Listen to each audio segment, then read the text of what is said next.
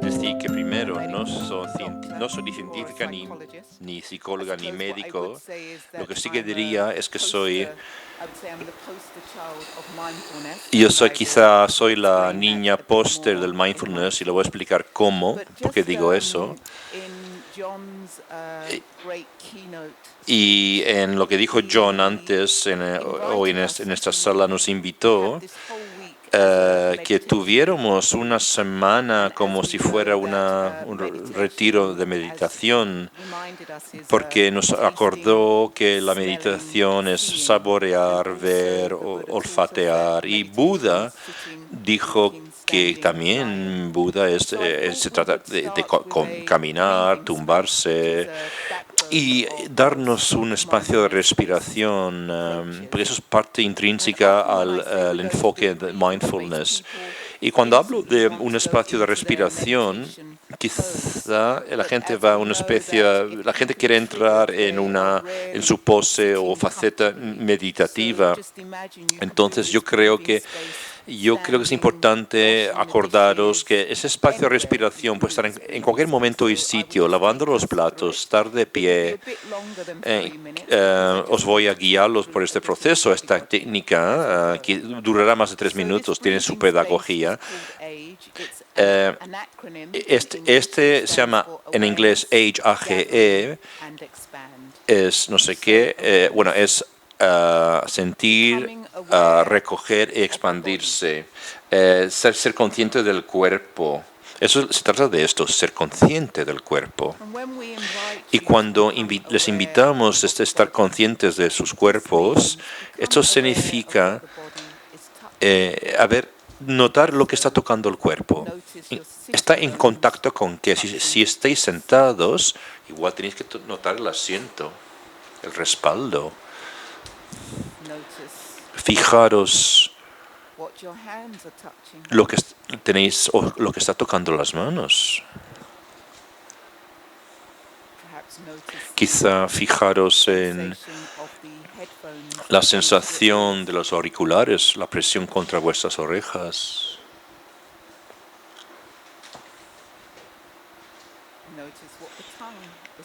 Fijaros cómo se mueve la lengua, qué es lo que está tocando, rozando.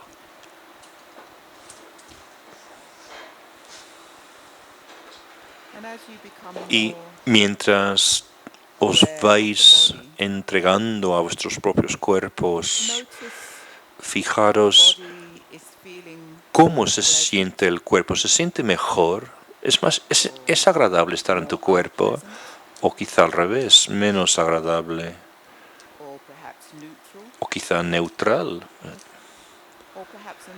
O incluso un poco de todo eso, una combinación de las tres, de felicidad, no felicidad y neutralidad.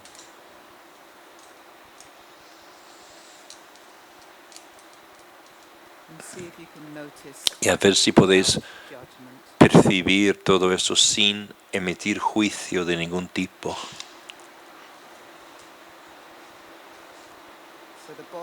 Así que el cuerpo va a darse una especie de un nivel de sentir las cosas, y desde esas percepciones del sentir pueden dar lugar a pensamientos. Y tenéis que ver qué pensamientos brotan del mente-corazón, corazón-mente.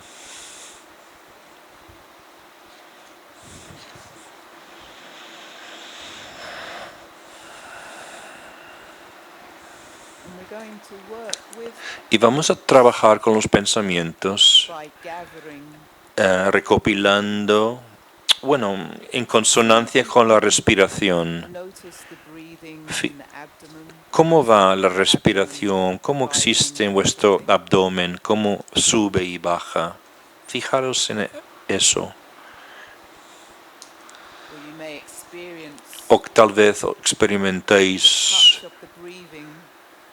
el roce en la zona del tórax, como se hay ese roce dado debido a la respiración, o incluso en la parte lumbar, tal vez notéis algunos como hay ese roce, o incluso ese rozamiento en el labio superior y dentro de la nariz. Igual notéis esas pequeñas presiones subiendo, bajando, y continuamos así. Y nos centramos en los pensamientos, permitiendo que el roce de la respiración puede permitir el cuerpo suavizarse, tranquilizarse. Así que fijaros en el tocamiento, digamos, por decirlo así, de la respiración y cómo eso influye en esa relación de corazón-mente, ese punto de roce entre los dos.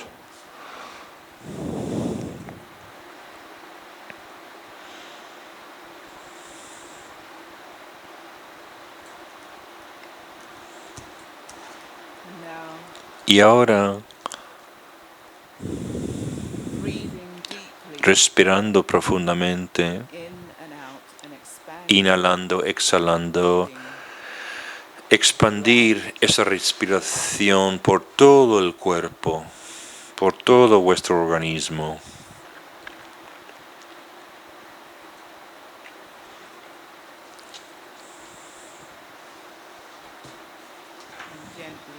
Y de manera suave, vosotros volvéis a esa relación con los demás aquí, los que han venido hoy, vuestros vecinos, vuestros compañeros hoy aquí reunidos en este auditorio. Volvéis a esa relación. Esto es lo que llamamos un espacio de respiración, y yo solía empezar el día con un cigarrillo en la boca y una taza de café, y ahora empiezo el día con 1 litro de agua y meditación. Pero hace muchos años, a los 25 dejé de fumar, y me contó un amigo que cada vez que tú deseas un cigarrillo, haz esto. Entonces, os voy a pedir a hacer vosotros también esto, pero es algo que transformó mi vida. Los que tenemos adicciones, queremos suavizar ese dolor debido a la adicción, y yo pienso que la respiración nos puede aliviar ese dolor. Y lo que nos dijo una amiga, sí, a ver, sí que tengo boli. Entonces dijo este amigo, coger un boli, y es como coger un boli, alzar la mano y respirar profundamente, así como he hecho yo, inhalar, exhalar, y os dais cuenta lo que eso hace al cuerpo. Ya sé que algunos no lo habéis probado, eso está bien, porque el Buda dijo, incluso explícitamente, no creer todo, no creer esas cosas, lo que diga yo, simplemente pruébalo, para que tú mismo lo veas. Eso es lo que dijo, no porque yo lo dije, sino que tú lo hagas. Y ahora hay un artista, Chavela Vargas de México. Voy a poneros esta música.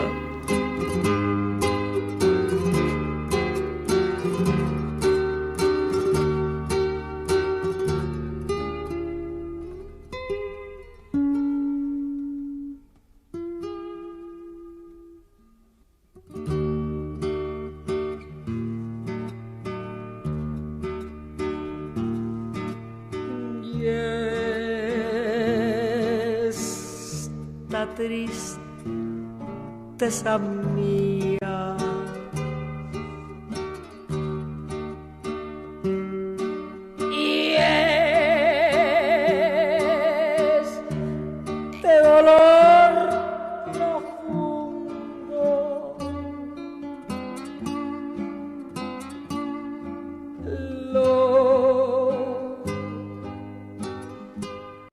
llevo aquí en el pecho, pues me ha dejado sola en el mundo.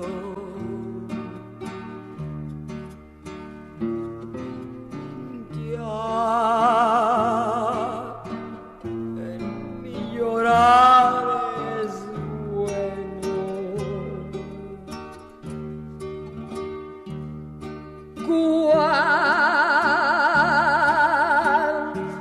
Cuando no hay esperanza,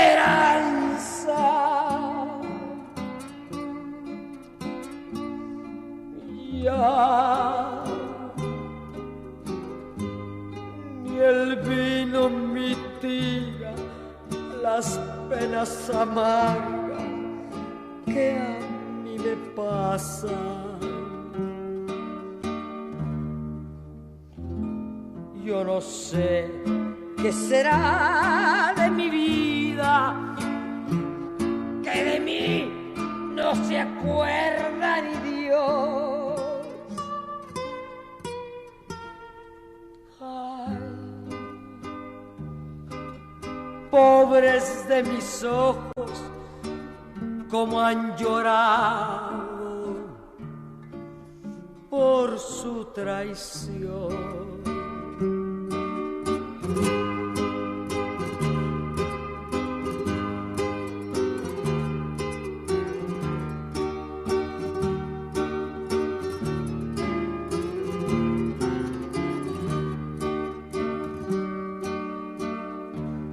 Yo no sé qué será de mi vida, que de mí no se aparta ni Dios. Ay, pobres de mis ojos, como han llorado por su traición.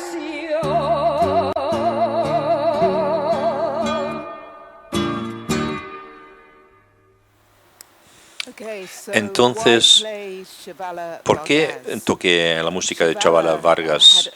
Porque Chavela tuvo una infancia muy dura y se escapó a México cuando tenía 12 o 13 años y se convirtió en una cantante muy exitosa, pero también se convirtió, bueno, se cambió al alcoholismo. Tuvo relación con Frida Kahlo, una persona muy conocida.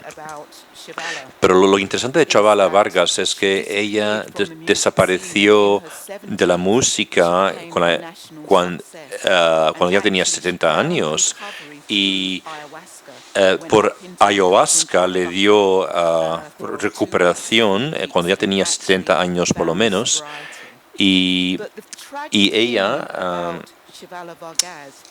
claro, ella pudo volver a la edad sobria, pero pudo fallecer con el dolor de su vida. O sea, ella tomó el dolor que tuvo durante 80 años, ese dolor lo llevó hasta la tumba.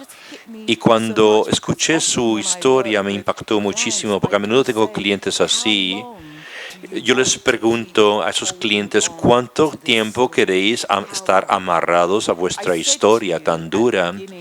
Y os dije al principio de todo de hoy, yo he dicho que me he presentado como la niña póster de niña de mindfulness. ¿Y cómo y por qué? Porque antes de los 5 años yo tuve más de 4 cuidadoras. Me abandonaron, me fui a un orfanato, me abusaron de mí sexualmente, físicamente y de hecho tengo la suerte de seguir vida. O sea, como una niña experimenté muchas amenazas y tengo la suerte de estar viva. Y hoy quizá la píldora más fuerte es Ionka. Y entonces muchas personas han pasado lo mío o incluso menos que yo, pero y muchos, hay gente que se ha suicidado, ha tomado drogas farmacéuticas, medicamentos, pero ¿por qué estoy yo aquí viva para poder, quizá tengo el 20% de sanidad de mi mente? ¿Qué es lo que me ha permitido vivir con plenitud? ¿Por qué? Es porque el mindfulness era mi Prozac. Era mi Prozac. No lo sabía en aquel momento, pues para mí, cuando tenía una edad en los 20 a 30, yo tenía un desorden grave de la alimentación, un trastorno de la alimentación, y yo me tomaba, por lo tanto, cocaína y champán. Y yo tenía entonces, por aquel entonces llevaba una época muy desequilibrada, muy rápida. Pero por suerte estaba en la universidad en los años 80, estudié psicología y en esa época ya empezaban a haber muchos estudios sobre la plasticidad de la mente, porque incluso que el cerebro se podría reparar en algunas zonas. Entonces, yo quiero la idea de que había nuevas zonas disponibles en los cerebros para desarrollarse, para crecer. Yo quería que mi cerebro, que yo yo quería aprender español. Tuve una amante española y empecé con la meditación. Yo sabía que yo quería que iba a ocurrir algo que iba a cambiar mi vida, que era posible. A veces hablan de la mente de los principiantes. Yo me veía en ese papel, no costaba nada. Yo podía ponerme muy feliz. La felicidad, eso no ocupaba espacio en mis maletas. Yo me crié yendo a muchas fiestas en el ambiente inglés, rave, de casa en casa, fiesta en fiesta. Y yo sabía que yo podía engañarme, pero lo que no sabían por aquel entonces es que no sabía cómo me estaba afectando. El mindfulness me estaba calmando el sistema central nervioso. Y esto es... Y porque mucha gente no entiende por qué la gente con adicciones tienen recaídas o recidivas. Entonces, ¿por qué tienen recidivas? Y no se entendía por aquel entonces por qué esta gente podría sufrir eso. Entonces, cuando mucha gente se empieza con los tratamientos, no hacen nada, no hay tratamiento para calmar el sistema central nervioso.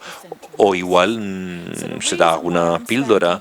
Por la razón que yo estoy aquí de pie hablando con vosotros, es que he estado meditando y practicando en mindfulness desde la edad de 26 años. Yo tengo ahora entre 50 y 55 años. Y entonces yo creo que mi mente ha podido construir nuevos caminos, nuevas zonas y ha ayudado a la vez calmarme mi sistema central nervioso. Eso es lo que yo pienso que ha ocurrido conmigo. Javier me dijo que no tengo mucho tiempo. Tengo que acabar a las 5 en punto, así que vamos a ir bastante rápido. Entonces vamos a hablar bastante rápido acerca de lo que es la adicción. ¿Qué supone esto? Es un momento muy interesante, como dijo John antes, que imaginaros que los científicos están hablando a gente que hace mindfulness y les dije, ¿podéis imaginar en un mundo de adicción? Están hablando ya de la espiritualidad. Hemos hablado del modelo biosocial. Ahora se llama el modelo biosocial plus, porque plus se refiere añadiendo lo cultural y lo espiritual, porque todos tenemos que estar trabajando en un conjunto. No es un método simplemente biológico, no es simplemente un método psicológico.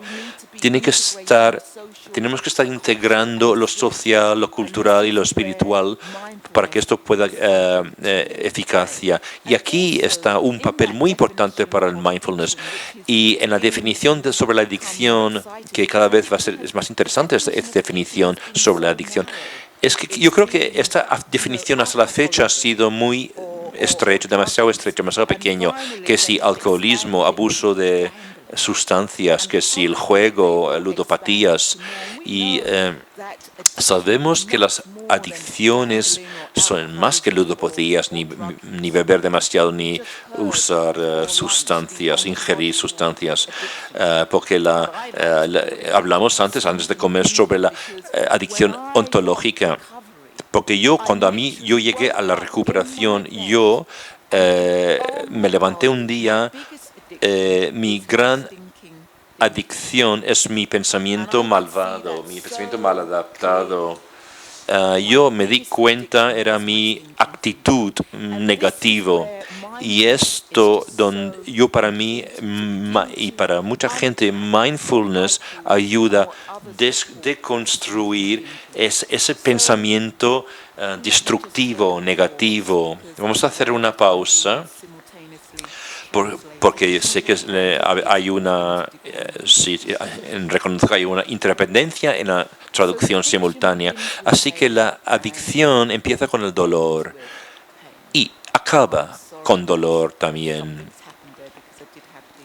Y tenía la traducción española, pero no pasa nada. Vamos a seguir. ¿Qué es este dolor? ¿En qué consiste? ¿Qué queremos decir cuando acaba en una fase con dolor? Es un dolor para mí que empieza dentro del cuerpo. Y en el mindfulness lo que nos preguntamos, que nos pedimos a la gente que vuelvan al cuerpo, volver a la respiración. Qué cosa más rara esa manera, esa metáfora tan oxímoron. Porque los que tienen adicción han sufrido toda una vida, están separados del cuerpo. No queremos estar en el cuerpo, no queremos estar. No queremos estar tocando la respiración. Hemos intentando escapar del cuerpo. Pero ahora decimos, no, volver hacia vuestra experiencia. Y entre nosotros, los que tienen adicciones, parece que no queremos volver a las experiencias. Pero hemos escuchado la realidad, creo que lo dijo John, que una de las primeras cosas, el primer aro que he hecho, la primera flecha que enseñó Buda, es que si no miramos a nuestra experiencia y no queremos verla, vamos a crear más dolor posterior y la vamos a llevar sobre nuestras espaldas durante años y años. Entonces, si alguien te diría que me hubiera dicho, vas a mirar a tu vida y me voy a decir, ¿y qué? Es que no entiendes. Es que no puedo describir mi pasado porque no tiene un significado para mí. Ahora lo que importante es que estoy aquí ahora. Aún así, sí que transportamos el dolor del pasado. Y las adicciones son adaptaciones a nuestro pasado. De lo que tocaba. Bien, todas las adicciones son intentos por aplacar el dolor. Como me dijo uno de mis maestros, Gabor Mate. Así que, ¿por qué está ahí el dolor? De nuevo, mindfulness aquí es muy importante. La práctica de respirar, la propia práctica de volver a centrar la atención en nuestro cuerpo puede ayudar a aliviar, a aplacar ese dolor. Aquellos de vosotros, bien, quiero que hagáis esto con los puños.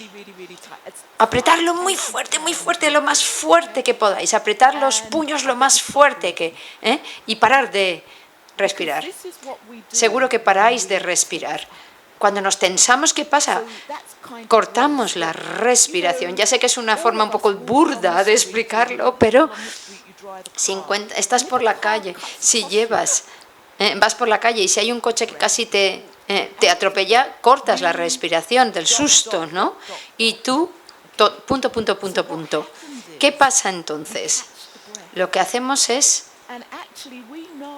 cortamos la respiración. Sabemos que si el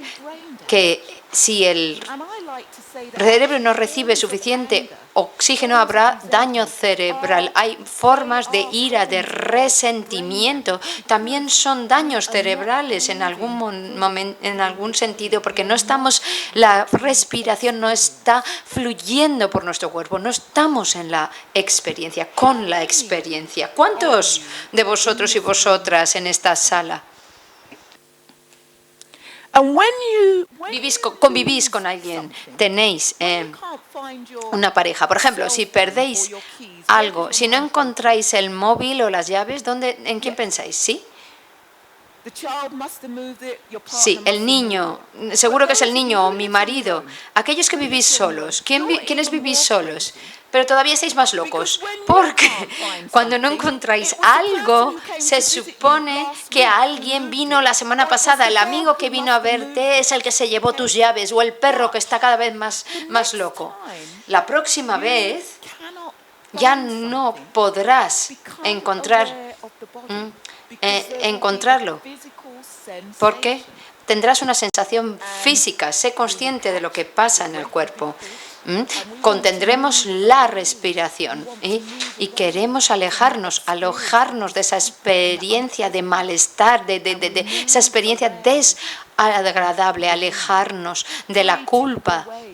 Hay 3 formas típicas de alejarnos de la experiencia: culpo a otra persona o pena, ay, soy tan tonta, no soy capaz de acordarme, debería haberme acordado de dónde lo guardé, las llaves, estoy idiota, pues me voy al bar a tomarme un vino o me comeré ese helado de chocolate que tengo en el congelador. Esas son formas de alejarte de la experiencia, y todo empieza con recordar que, fijaros, en mi libro no incluyo el término respiración, hablo de respirar.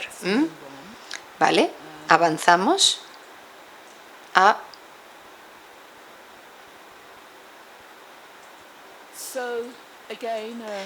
Bien, vuelvo a ello. El libro tibetano de los muertos nos recuerda que no tenemos que intentar escapar del dolor. No es una buena práctica. La mayoría de nosotros que padecemos adicciones o hemos padecido, intentábamos escapar del dolor, pero también quiero decir que no tiene que ver solo con escapar del dolor. No. A veces podemos tener adicciones porque estamos intentando escapar de la idea de experimentar sensaciones placenteras en el cuerpo. Si, por ejemplo, si alguien ha abusado de vosotros o de vosotras sexualmente cuando erais niños, puede ser que experimentarais placer cuando os tocaron. Por eso, cada vez que vivís esa situación, cada vez que sentís placer, es algo sucio. No queréis experimentar esas sensaciones placenteras, queréis huir de ellas. O sencillamente, os voy a dar otro ejemplo.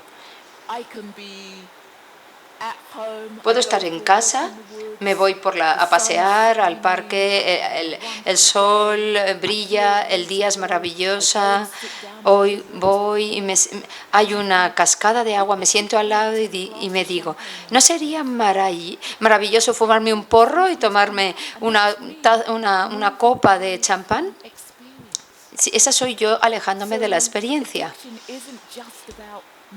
La adicción no es solamente alejarnos del dolor o de las cosas desagradables. A veces también nos alejamos de las cosas placenteras.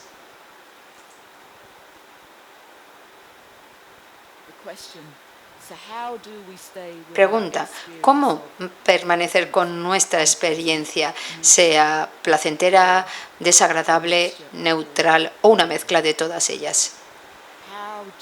¿Cómo podemos de verdad guiar a alguien para que vuelva a su cuerpo, para que recentre su atención en el cuerpo? Y al principio, lo primero que tenemos que hacer es calmar el sistema nervioso central. Aunque la gente llegue a un programa de mindfulness y siguen consumiendo o puedan aún así puede beneficiarles. Cuando atravesé las puertas de un templo de meditación, seguía bebiendo champán y tomando cocaína, pero aún así empecé a meditar y tuvo una repercusión increíble sobre mí. No son incompatibles. Bien, la imagen del taburete de 3 patas. Las patas sería ser consciente del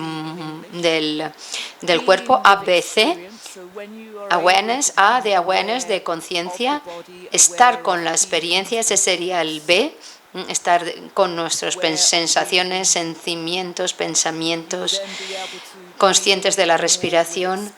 Entonces podemos estar más con nuestra experiencia, esa experiencia directa en el momento presente, porque lo más normal es que no estemos con nuestra experiencia directa, estamos en ese pensamiento, en la narrativa que creamos, la historia que estamos generando, que nos coloca o bien en el futuro nos arrastra hacia el pasado. Cuando somos capaces de estar en la experiencia presente, somos capaces de tomar mejores decisiones. Pero aunque no podamos tomar mejores decisiones, todavía estaremos en un lugar idóneo para tomar decisiones. Hace un tiempo les habría dicho que si alguien se metió dentro de mí y me empujó en una tienda y me hizo comerme todos los donuts y luego me puso la cabeza en un baño para vomitar después, que alguien me obligó a hacerlo, porque yo no era consciente de lo que me pasaba a mí dentro de mi cuerpo. Cuando me di cuenta, cuando fui consciente de lo que me pasaba, era bulímica, entonces estaba expulsando, vomitando el asco del maltrato sexual al que me había visto sometida, pero estaba en ese infierno de la adicción, totalmente separada, disociada de mi corazón, de mi mente, de mi cuerpo. Bien, este programa, Recuperación de las Adicciones basadas en Mindfulness, quiero dar las gracias a uno de mis maestros, Jon Kabat-Zinn. Él es uno de los padres de del programa de Mindfulness, y este programa de recuperación de las adicciones forma parte de ese legado, de ese linaje. Habréis oído hablar también de la prevención de recidivas basada en Mindfulness. Hay otro. Hubo un psiquiatra que se especializó en alcoholismo en el Servicio Nacional de Salud británico. Influyó también en nosotros, pero en algún momento llegó un momento en el que tomamos distancia de la prevención de recidivas. ¿Por qué? Porque queríamos centrarnos en la recuperación. Sabemos que la recaída, las recidivas son inevitables en muchos casos, pero ¿por qué no centrarnos en la recuperación? Y es maravilloso porque en el mundo de las adicciones se está hablando cada vez más de la recuperación, de la parte positiva. ¿Cómo es la recuperación? Y por supuesto sabemos que la recuperación será distinta en cada persona, Este sería básicamente el programa de recuperación de las adicciones basado en Mindfulness, MBAR, y uno de los pilares, y yo creo que también es un pilar de muchos programas de Mindfulness, ser conscientes de los pensamientos, sentimientos y sensaciones corporales momento a momento. En el budismo es bastante sencillo. Hablamos de 3 sentimientos, solo 3. No simplifica mucho las cosas, hace las cosas fáciles. Solo hay 3 sentimientos. Si yo os preguntara cuántos hay, estaríamos todo el día y me daríais una lista interminable de posibles sentimientos. En el budismo hablamos de 3 sentimientos. Agradable, desagradable o neutral. Y, por supuesto, en cierto momento nos damos cuenta de que son sensaciones en el cuerpo lo que tenemos. Pero bueno, dejémoslo en agradable, desagradable y neutral. Si alguien que llega Y hay alguien que llega al curso de 8 semanas y se va aprendiendo eso, o solamente el espacio para respirar, ya merecerá la pena, ya merece la pena, porque no lo olvidemos. Vamos a tener mucha suerte si alguien viene a este curso de 8 semanas y al final ya están sobrios o sea, no podemos pensar que no vayan a recaer nunca y que ya estén sobrios y totalmente recuperados. Yo aprendí muchas herramientas y tuve que esperar tiempo hasta que encajaran todas las piezas del puzzle, hasta que llegó ese momento en el que me di cuenta de los sentimientos son muy diferentes en nosotros. Por ejemplo, me siento traicionada. Eso no es un sentimiento, ¿de acuerdo? Lo siento, eso no es un sentimiento. La traición es una historia. Cuéntame la historia, me interesa la narrativa. Pero si me dices que es un sentimiento, te va a mantener enferma y te vas a llevar esa carga de la historia años y años y años y años contigo. Me siento decepcionada. No es un sentimiento la decepción. Sí, bueno, llego a un compromiso y digo, bien, sí. Son pensamientos de... Sí, sentimientos y sentir. Pensamientos. Otra cosa que quiero decir que es en este programa de recuperación de adicciones basado en mindfulness, ponemos mucho énfasis en que los pensamientos no son hechos. Recuerdo que una persona me dijo, ¿pero qué es eso de que los pensamientos no son hechos? ¿Qué me está diciendo? Pero sí, a veces jugamos una y otra vez. Me paso el día haciéndoles preguntas. Creo que ¿cuántos pensamientos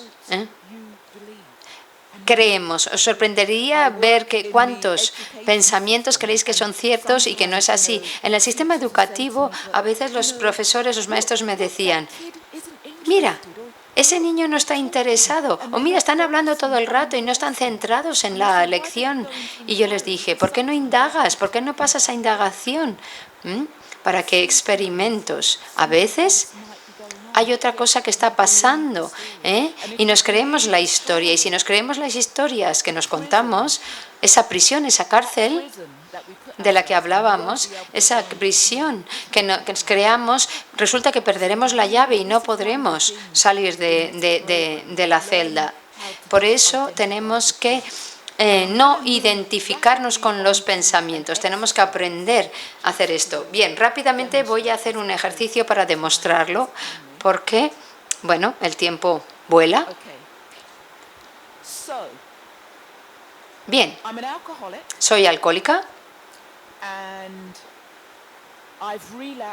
He recaído a lo largo de los años, cada año. Vamos a poner que cada año mi compañero sí le gusta tomarse una copa de vino de vez en cuando, pero no es alcohólico, y esta vez de verdad quiero dejarlo, de verdad, estoy absolutamente determinada. Le he dicho a mi novio, sí, necesito tu apoyo. Si compras alcohol en una tienda, por favor, escóndelo, mételo en algún armario en donde yo no lo vea. Sí, y mi novio me dice, sí, claro, lo haré, así lo haré.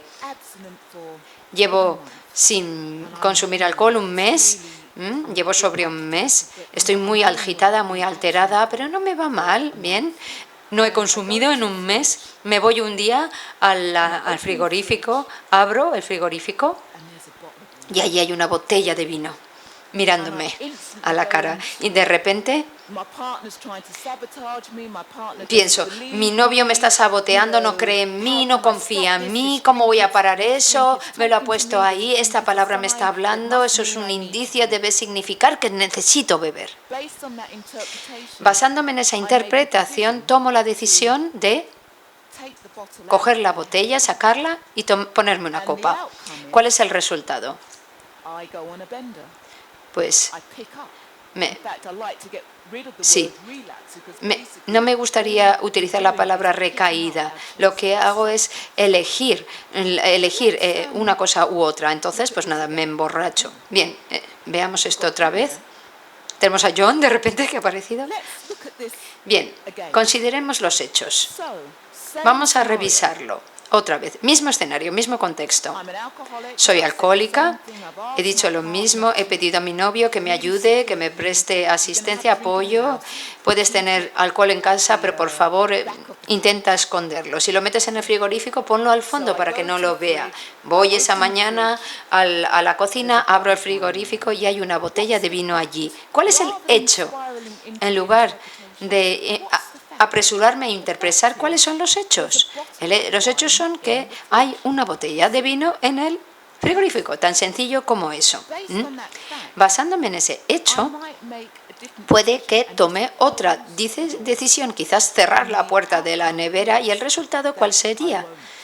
Pues que no volveré a recaer, no volveré a beber. Algunos de vosotros podríais pensar que eso es muy sencillo, muy fácil de decir. Volvamos otra vez. Vamos a ver qué pasa. Vamos a los hechos. En el budismo hablamos de los 6 sentidos. Tenemos los 5 sentidos tradicionales y un sexto, que sería la mente. La mente es el sexto sentido. Los pensamientos puede ser la sustancia de la mente. Abro el frigorífico, la puerta del frigorífico, hay una botella de vino dentro. Mi vista establece contacto con esa botella de vino. Mi olfato, mi nariz, entra en contacto con el aroma, porque puede ser que esté abierta y la huela, perciba el aroma del vino. En budismo hablamos de que cuando hay contacto con uno o más de los sentidos, tenemos Vedana, basándonos en el hecho de contemplar la botella, quizás haya salivado instantáneamente, son sensaciones, he salivado y eso puede activarme. Y si no me paro y me activo de verdad, no doy un paso atrás, puede empezar a decirme, quiero beber, esa es la sustancia de la mente. Y entonces empiezo la espiral, mi novio me está saboteando, me siento mal, me siento culpable porque quiero beber. Pero si consigo sencillamente abrir la puerta del frigorífico, establecer contacto con la botella, salivar, pero tomar una pausa y decir, vale, voy a cerrar esa puerta. Por supuesto, vosotros sabréis que voy a decirle a mi novio que se deshaga de la botella porque voy a seguir pensando en ella todo el tiempo. No estoy diciendo que si dejamos la botella ahí no voy a volver en algún momento, pero al menos tengo esa pausa que me permite hacer otra cosa distinta. Voy a ver qué hora es.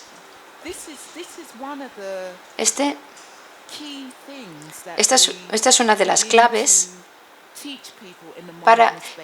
que enseñamos a los asistentes en este programa de recuperación de las adicciones basado en mindfulness. Aquellos de vosotros que vengáis a mi taller mañana, os explicaré cómo enseño todo lo que hay que saber sobre el círculo vicioso de la adicción. Este programa es enormemente interactivo.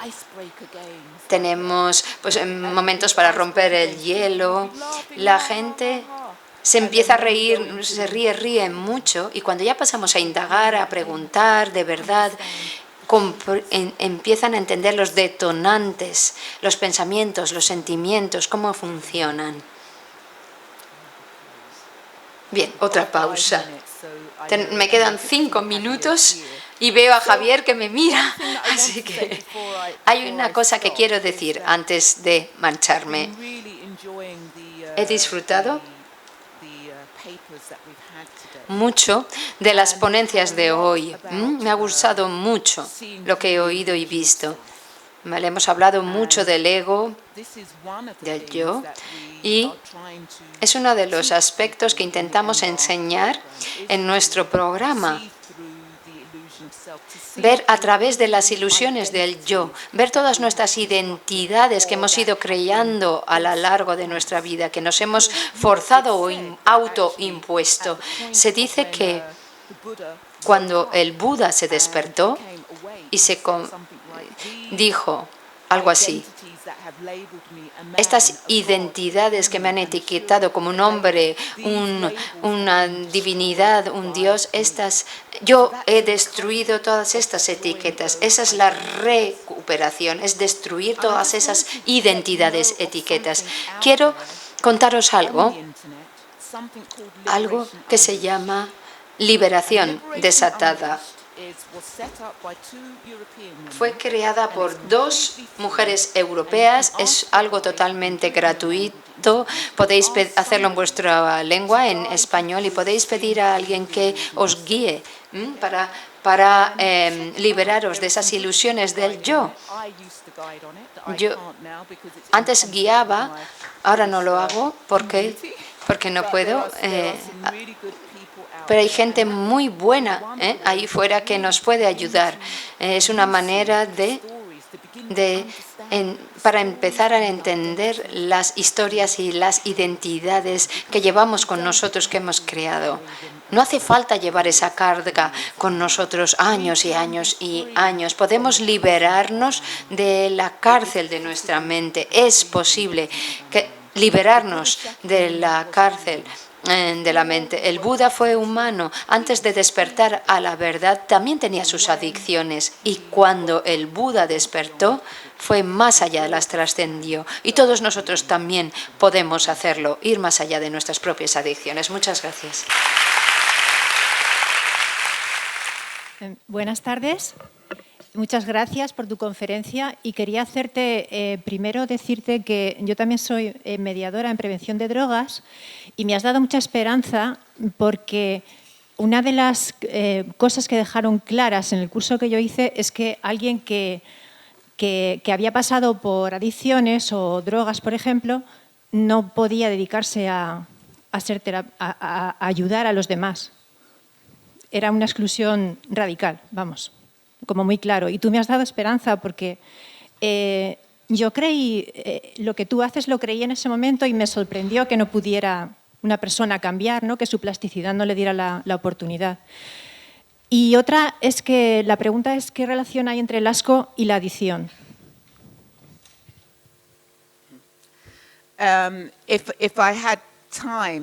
Si tuviera tiempo, yo empezaría para contestar eso, es preguntarte a ti, el disgusto, el asco. Quizá no tenemos el tiempo para analizar esa relación, pero el asco es una emoción muy fuerte y quizá es muy difícil encauzar esa emoción del asco. Yo diría que yo también he sentido asco, hacía que vomitara para que yo me quitara la suciedad. Me obligaron a practicar felaciones a penes. Y yo claro, cuando yo me inducía vómitos, yo de alguna manera intentaba quitarme ese asco de encima. Entonces es un ejemplo entre el asco y la adicción. Entonces es una manera de entablar el dolor que se ocurre en el cuerpo. Es un dolor que uno internaliza y se siente dentro del cuerpo y hace que el cuerpo sea casi imposible poder habitarlo. Otra pregunta, por favor. Muchísimas gracias por su conferencia.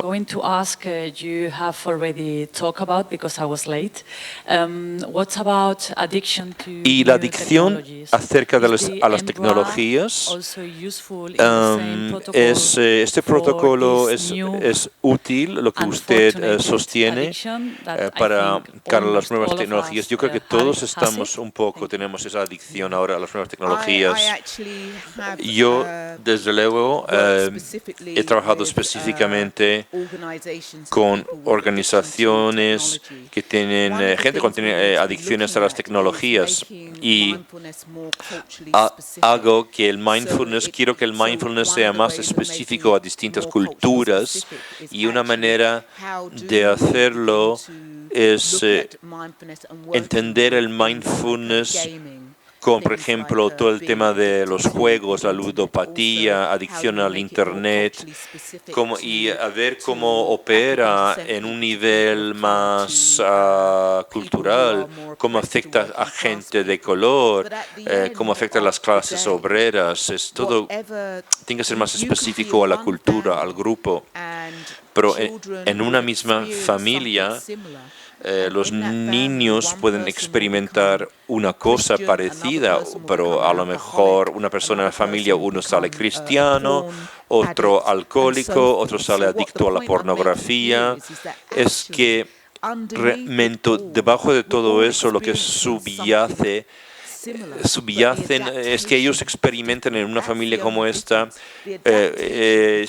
experimentan adaptaciones distintas en cada uno, pero el dolor, sin embargo, que experimentamos todos o alguien en esa familia es realmente muy parecido, incluso muy parecido a una persona que sufre del alcoholismo. Quizá la adaptación tiene que ver más con los síntomas, lo que hay que ver es la causa de todo, de qué queremos escapar. Yo creo que cuando analizamos las causas, los abordajes de mindfulness pueden ser muy útiles en el tema de ludopatías y en las adicciones a las tecnologías. Otra última pregunta. ¿Alguien atrás? Creo que vi alguien a mitad de la sala o hacia atrás. Y también quería deciros, mientras que esperamos a esa persona, que hay muchas personas en el campo de la adicción o sea, hay personas con adicciones que trabajan en el campo de adicciones. A veces yo creo que cuando uno está saliendo de una adicción y quiere trabajar en el mundo de las adicciones, yo creo que hay que tener un poco de cuidado, darse un tiempo, no meterse a trabajar en el mundo de la adicción demasiado pronto. Yo les recomiendo que hagan un trabajo, otra actividad distinta durante una temporada antes de decidir si quieren volver a trabajar en ese campo sobre ayudar a gente con adicciones. Entonces yo tuve una experiencia con eso. Muchas gracias y felicitaciones por tu presentación. Quería preguntarte qué papel tuvieron en tu historia de vida y en tu recuperación 3 cosas. Primero, la autocompasión. Segundo, el transitar cada episodio de tu recuperación, transitar.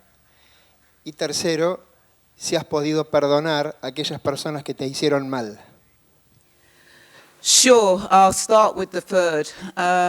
Empezaré con el primero. Lo de perdonar es un largo recorrido y cuando empecé a sentirme que podía perdonar, es un viaje muy largo y más que hago ese viaje, quizá me siento vacuidad, me siento vacía.